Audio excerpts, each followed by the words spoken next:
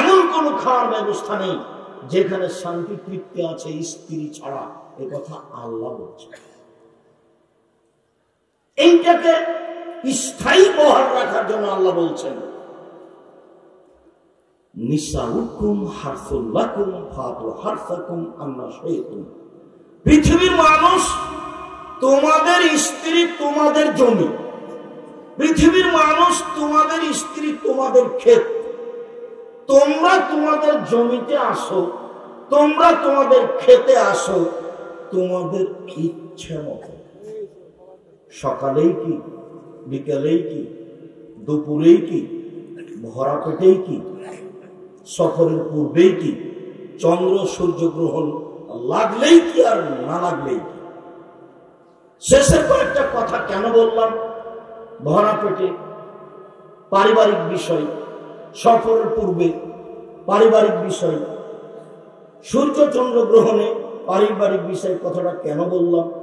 এদেশে একটা বই আছে মুর্শিদুল মুমিনিন, সে বই একটা হেডলাইন আছে, অবিবাহিত ছেলে মেয়ের পড়া নিষেধ। তো যে হেডলাইন দেখে সেই পড়ে, যে হেডলাইন দেখে সেই পড়ে। তো আমিও বইটা উঠিয়ে পড়ে দেখেছি, তখন আমার বিবাহ হয়েছে, বিবাহ করা অবস্থা। এখন আমি দেখি হেডলাইনের পরে লেখা আছে, ভরা পেটে স্ত্রী মিলন হলে ছেলে টেরা হয়, সফরের পূর্বে স্ত্রী মিলন হলে ছেলে ল্যাংড়া হয়, সূর্য চন্দ্র গ্রহণে স্ত্রী মিলন হলে ছেলে কানা হয়।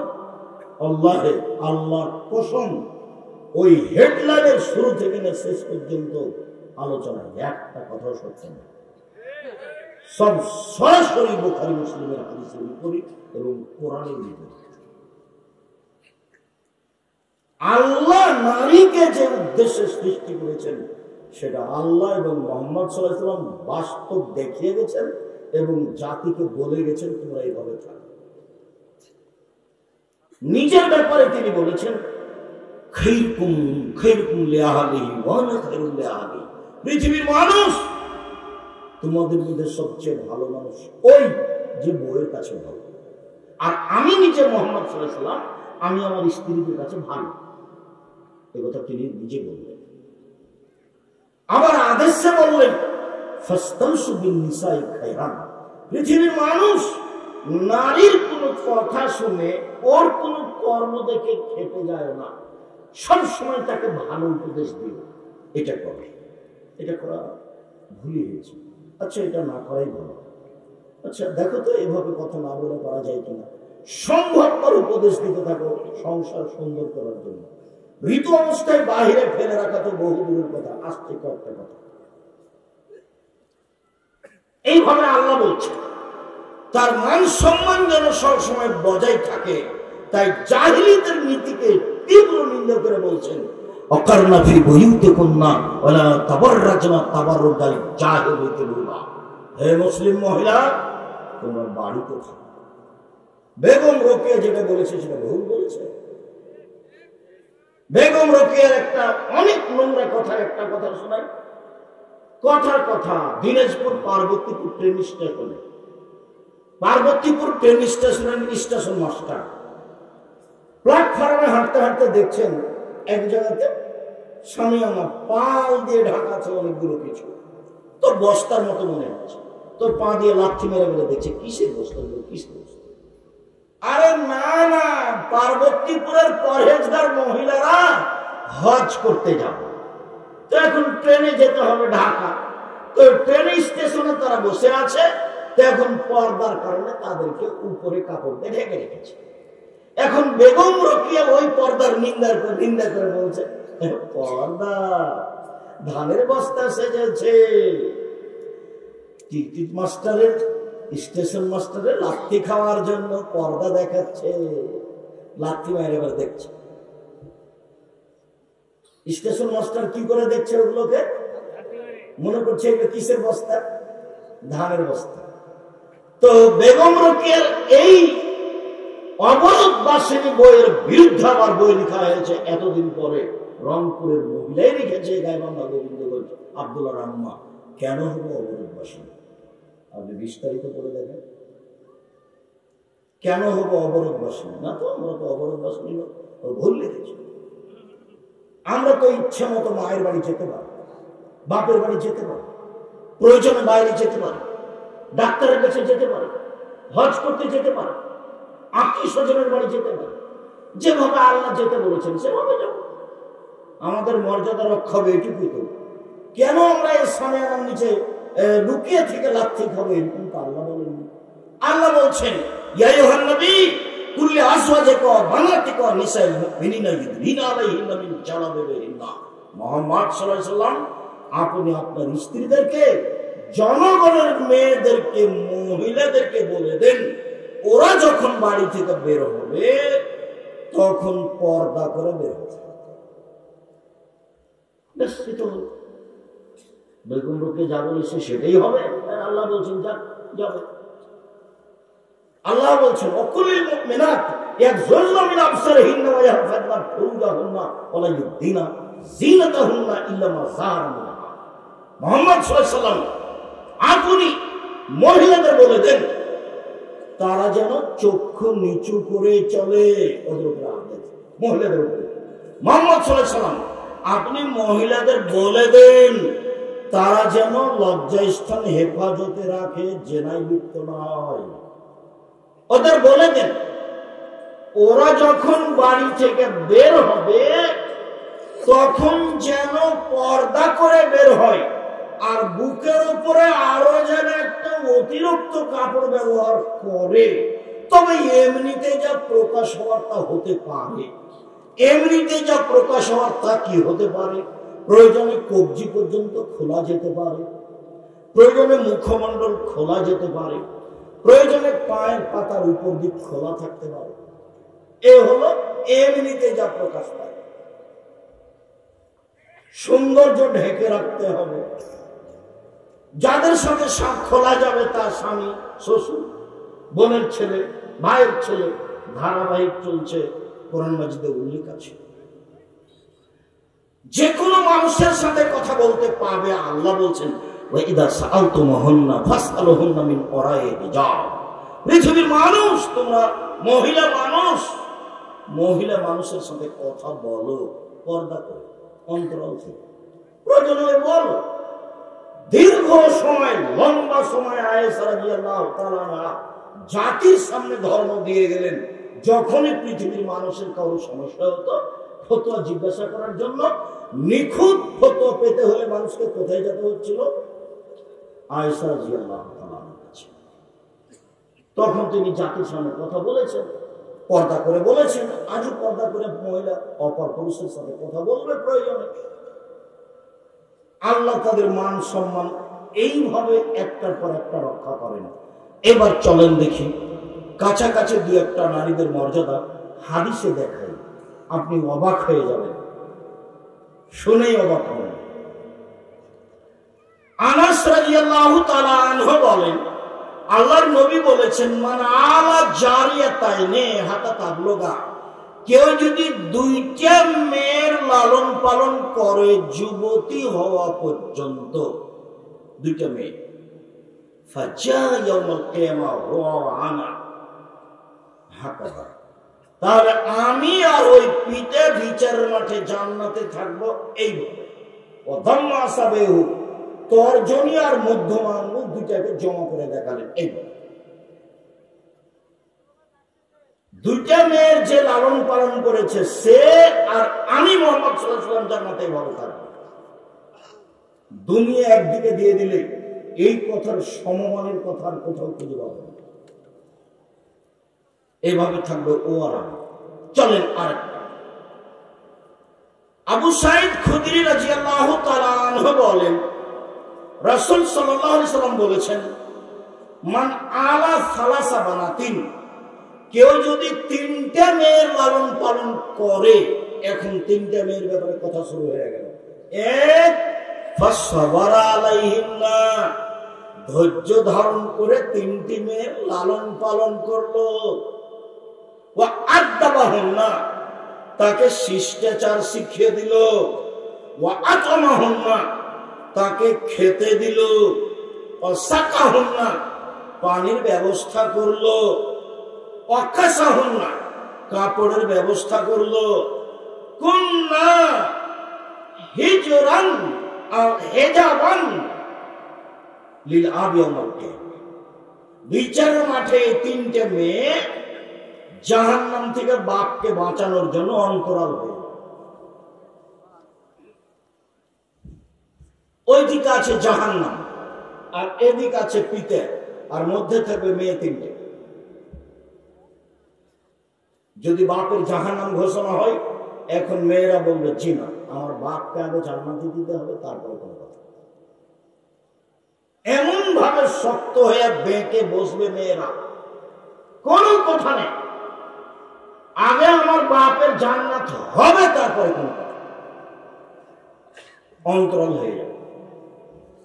আরেকটা রাসূল সাল্লাল্লাহু আলাইহি ওয়াসাল্লাম বলছেন, মান আলা সালাসা বানাতিন, কেউ যদি তিনটা মেয়ের লালন পালন করে, ফাআদাবাহুন্না, তাকে যদি শিষ্টাচার শিখিয়ে দেয়, ওয়াজাওয়াজাহুন্না, তার যদি বিবাহ শাদীর ব্যবস্থা করে দেয়, ফালাহুল জান্নাহ, এবার জান্নাতে যাবে। শিষ্টাচার একটা কথা আছে, খুব ভালোভাবে মনে রাখবেন। এইখানে আমার দুটা কথা আছে। এইখানে আরেকটা কথা বলে নিয়ে আগে বাড়ি, সেইটা হলো এই যে 10টা ছেলেকে যদি আপনি মাস্টার ডিগ্রি পাস করেন, এক নেকি হবে। বলে পড়াবো কেন? জন্ম দিয়েছেন এই জন্য। নইলে যা পাপ করবে সব আপনার, যা পাপ করবে সব আপনার। পড়াবেন আপনি, আকিকা দিবেন আপনি, জন্মের 7ম দিনে দিতেই হবে। ভিক্ষা করে আকিকা দিতে হবে, ভিক্ষা করে। ভিক্ষা করে দেবো কেন? কর্জ নিয়ে দেবো, দেন। আকিকার সাথে তার কুরবানির পশুর কোনো মিল নাই। কুরবানির পশু মানে আল্লাহুস সামাদ, ভাই কুরবানির পশু মানে দামি, কুরবানির পশু মানে সুন্দর, কুরবানির পশু মানে মোটা তাজা, কুরবানির পশু মানে কান ঠিক, কুরবানির পশু মানে চোখ ঠিক, কুরবানির পশু মানে লেজ সুন্দর, কুরবানির পশু মানে পা ঠিকঠাক, খুব ঠিকঠাক, খালি দেখতে দেখতে হয়রান, তার নাম কুরবানি। দাঁত আছে কিনা সব দেখতে হবে। আর আকিকা মানে 7ম দিন, কানা হোক, খোড়া হোক, ন্যাংরা হোক, 2 মাসের হোক, 2 বছরের হোক, মেয়ের জন্য একটা, ছেলের জন্য 2টা, 10 টাকার হোক, 2 দিনের হোক, জান আছে এমন হলেই হোক। বোঝা যায়নি? 7ম দিনে করতেই হবে। চাঁপাইনবাবগঞ্জের ভাষাতে ওকে তো করতে পারো, বাপকে আঁকিয়ে দিতে হবে। আর কুরবানির টাকা আছে দেন, টাকা আছে দিবেন না, দিয়ে তো নেকি ব্যাপার, দেন নেকি হয়নি। রমজান মাসে তারাবি পড়লে নেকি হলো, তারাবি যদি না পড়ে তাহলে কি রোজা বাদ পড়ে যাবে? জি না, যে বড় নেকি ছিল সেটা হলো না। বড় বড় মাধ্যম জান্নাত পাওয়ার, তা একটা হলো কুরবানি। তুমি কুরবানি দিলে না, জান্নাতের বড় মাধ্যম একটা কাজ করলে না। আর আকিকা দিতেই হবে। 7ম দিনে মাথা নেড়ে করতে হবে। ডাক্তার বললেও বলেছে না, যে জি না, করতেই হবে, নবী বলেছে। 7ম দিনে ভেড়া ভেড়ি, ছাগল ছাগল, দুম্বা দুম্বি, গরু নয়, উঁট নয়, আকিকা দিতেই হবে। মাথা নেড়ে করে চুল সম পরিমাণ রূপার সমমূল্য ফকিরকে দান করে দিতে হবে। 7ম দিনেই নাম রাখতে হবে সুন্দর, সুন্দর নবী। লিটল কণা ফানা এগুলো একটা চলবে, নবীদের নাম আর আল্লাহর গুণবাচক নাম। নবীদের নাম আর আল্লাহর গুণবাচক নাম। আপনি যে বাপ, এটা আপনার পরিচয় থাকা উচিত যে আমি বাপ। আপনি তো আর পশু প্রাণী নন, গরু ছাগল নন। আপনি যে পশু প্রাণী নন, গরু ছাগল নন, এগুলো তার প্রমাণ। 7ম দিনে আকিকা দিয়েছেন, সুন্দর নাম রেখেছেন, এটা আপনি বাপ, তার প্রমাণ। চলেন সম্মানিত দিনী ভাই বোন, এইবার আর একটু কথা বলে এখান থেকে আগাতে থাকি। নারীদের মর্যাদায় আছে শিষ্টাচারের কথা। শিষ্টাচার কি জিনিস? যে কোনো হাদিসে খালি নারীদের ব্যাপারে শিষ্টাচার, যে কোনো হাদিসে খালি নারীদের ব্যাপারে শিষ্টাচার, যে কোনো হাদিসে খালি নারীদের ব্যাপারে শিষ্টাচার। 1 মিনিট, জাবের রাদিয়াল্লাহু তাআলা আনহু বলেন, আমরা রাসূলের সাথে হয়ে একসাথে যুদ্ধ করছিলাম, এবার যুদ্ধ করে বাড়ি ফিরে আসছি, মদিনায় এখন ঢুকবো সন্ধ্যায় রাতে। আল্লাহ রাসূল বলছেন, এই সবাই এখানে থাকো, সকালে বাড়িতে যাব। এই আদেশ হতেই আমি জাবের বললাম, আল্লাহর নবী, আমি নতুন বিবাহ করেছি, আমাকে বাড়ি যেতে অনুমতি দেন। তখন আমার রাসূল বলছেন, আচ্ছা ও নতুন বিবাহ করেছো, কুমারী মেয়ে বিবাহ করেছো না তালাক প্রাপ্ত মেয়ে বিবাহ করেছো? জাবের রাদিয়াল্লাহু বলছেন যে তালাক প্রাপ্ত মেয়ে বিবাহ করেছো। তার আগে বিবাহ হয়েছিল, স্বামী ছেড়ে দিয়েছে, তাকে বিবাহ করেছে। আল্লাহ রাসূল বলছেন, আরে আল্লাহ বিক্রম তুলায় বকা, কুমারী মেয়ে কেন বিবাহ করলে না? অবিবাহিতা মেয়ে কেন বিবাহ করলে না? তুমি তার সাথে খেলতে, তোমার সাথে খেলতো। তুমি অবিবাহিতা মেয়ে কেন বিবাহ করলে না? তুমি তার সাথে খেলতে, তোমার সাথে খেলতো। যেই নবী এই কথা জাবেরকে বলছেন, সেই নবী মুহাম্মদ সাল্লাল্লাহু আলাইহি ওয়াসাল্লামের 13 জন স্ত্রী, মাত্র একজন অবিবাহিতা, বাকি সবারই 2-3 করে বিবাহ হয়েছে। তার মধ্যে মুহাম্মদ সাল্লাল্লাহু আলাইহি ওয়াসাল্লাম খাদিজার কত নম্বর স্বামী? 3 নম্বর স্বামী। খাদিজা রাদিয়াল্লাহু তাআলা আনহা 3 নম্বর স্বামী হচ্ছেন মুহাম্মদ সাল্লাল্লাহু আলাইহি ওয়াসাল্লাম। আগে 2 জন পার হয়ে গেছে, তিনি খাদিজা। আমি বিভিন্ন সময়ে বলেছি যে আয়েশা সবচেয়ে দামি মহিলা পৃথিবীতে। তবে অনেক সময় বিবরণে মনে হয় যে খাদিজা রাদিয়াল্লাহু তাআলা আনহা সবচেয়ে দামি। কিভাবে আমি আয়েশাকে সবচেয়ে দামি বলেছি? রাসূল সাল্লাল্লাহু আলাইহি ওয়াসাল্লাম বলছেন, কামুলা মিনার রিজালি কাসীর ওয়া লাম ইয়াকমুল মিনান নিসা ইল্লা সালাসা। বহু পুরুষই বড় বড় জান্নাত পাবে, মহিলাদের মধ্যে বড় জান্নাত পাবে না মাত্র 3 জন। এক বিনতে ইমরান, ইমরানের মেয়ে মারইয়াম, ঈসা আলাইহিস সালামের মা। 3 ইমরাতুল ফিরাউন, আসিয়া, ফেরাউনের স্ত্রী আসিয়া। 4 এবার ভাষা পরিবর্তন করে বলছেন আল্লাহ নবী, ভাষা পরিবর্তন। 3 হযরত আয়েশা আলা সাইরিন নিসায়ে কাফাদিলিস সারিদা আলা সাইরিত তামে। আয়েশার সম্মান সকল মহিলার উপরে, আয়েশার সম্মান সকল মহিলার উপরে। সারিদ খাদ্য যেমন সুন্দর, দামি, সুস্বাদু, সকল খাদ্যের উপরে সারিদ আবার কি জিনিস? গোস্তের ঝোলে রুটি ভিজালে তাকে সারিদ বলে। বলে সারিদ যেমন সুস্বাদু, আয়েশা তেমন দামি সকল নারীর উপর। তো মনে হচ্ছে বুখারী হাদিস, কিন্তু বুখারী মুসলিম, এতে তো মনে হচ্ছে যে আয়েশা সব মহিলার চেয়ে দাম, তাই মনে হচ্ছে না? এবার চলেন দেখি।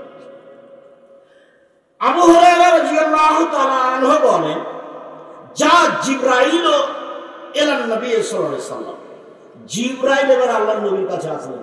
কথা জিবরাইল, এই ঘুমাচ্ছ নাকি? কারো গায়ে হাত দিয়ে থাকবে না, একদিকে চেয়ে থাকবে। উপস্থিত বৈঠকের মুসলিম বোন, এই মেয়ে কথা বলছো না, শতবার তোমাকে বলা হলো এদিকে খেয়াল করো। সবসময় গল্পে ব্যস্ত থাকো, কোনো শরম হয় না কেন? তোমার একটা মহিলা মানুষ, লজ্জা হয় না কেন? চুপচাপ থাকো, এদিকে খেয়াল করো। সম্মানিত দিনী ভাই বোন, যারা আপনারা এখানে এসেছেন কিছু দিন ধর্ম জানা বোঝার জন্য, আমি আপনাদেরকে মূল্যায়ন করার জন্য আন্তরিকভাবে অনুরোধ জানাচ্ছি। দেখুন, জিবরাইল বলছেন, আবু হুরায়রা বিবরণ দেন, জিবরাইল আমাদের নবীকে বলছে, মুহাম্মদ, হাজি খাদিজা, এই যে খাদিজা, আতাত ইলাইকা, আপনার কাছে আসছেন। এই যে খাদিজা আপনার কাছে আসছেন। মাহু এনাউন, তার সাথে আছে একটা পাত্র, বাটি। ফিহে দামুন অতামুন, তাতে আছে রুটি, তাতে আছে তরকারি, তাতে আছে খাদ্য, তাতে আছে তরকারি। এই যে খাদিজা আপনার কাছে আসছেন, মানে খাদিজার স্বামীর কাছে একটু খাদ্য এবং একটু তরকারি নিয়ে আসছে।